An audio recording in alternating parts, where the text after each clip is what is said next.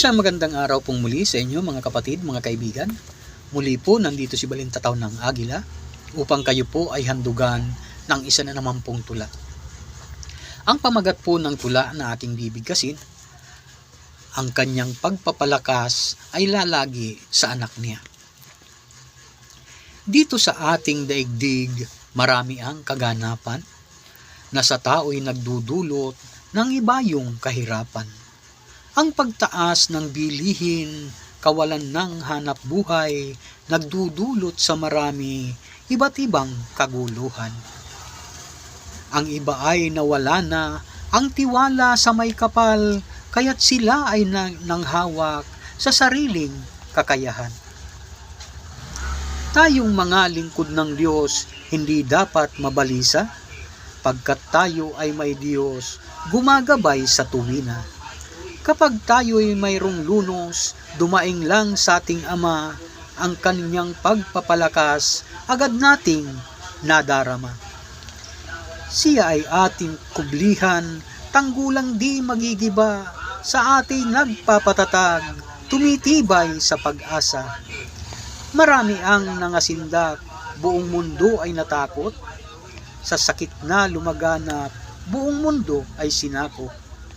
Ang malupit na pandemya, tinuring na isang salot, milyong buhay ang kinitil, sobrang lagim ang dinulot.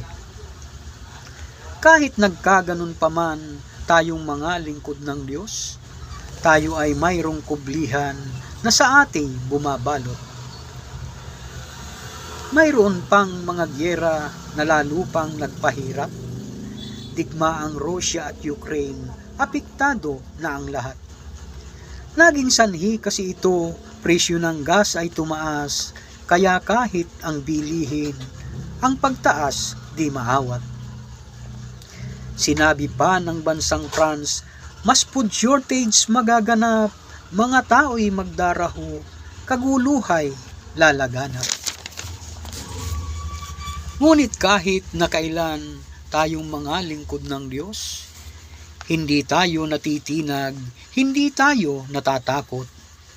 Ang mundo man ay maghirap, basta't tayo'y sumusunod, ang kaniyang pagkalinga sa atin ay iaabot.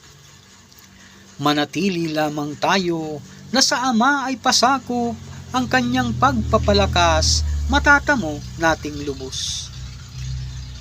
Ang lahat ng kaguluhang nagaganap sa daigdig, sa tao ng sanlibutan ay parusa na ang hatid. Sila kasi lapastangan, ang lakad ay hindi matuwid, kaya ang Diyos ay napuot, sa kanila ay nagalit. Kung tayo man ay nadamay, ang Diyos ay di nagagalit, bagkus ito'y pagsubok lang sa lahat niyang iniibig. Kapag tayo'y sumasamba, aral niya'y tinatanggap. Ito ang nagiging gabay sa ating nagpapalakas. Para tayong mga usa na tubig ang hinahanap, sa uhaw ay pumapawi, nag-iibayo ang lakas. Tayo man ay nasasabik, na aral niya ay matanggap, kaluluway ay tumitibay at lalo pang lumalakas. Ang mundo may maghikahos, hindi dapat mabalisa, pagkat buhay ang Diyos nating kaagapay sa tuwina. Siya'y muog na matibay, tanggulan ng bawat isa, kalasag na gumagabay, nagliligtas sa tuwina. Manatili lamang tayong sumusunod sa aral niya, ang kanyang pagpapalakas ay lalagi sa anak niya. Salamat po.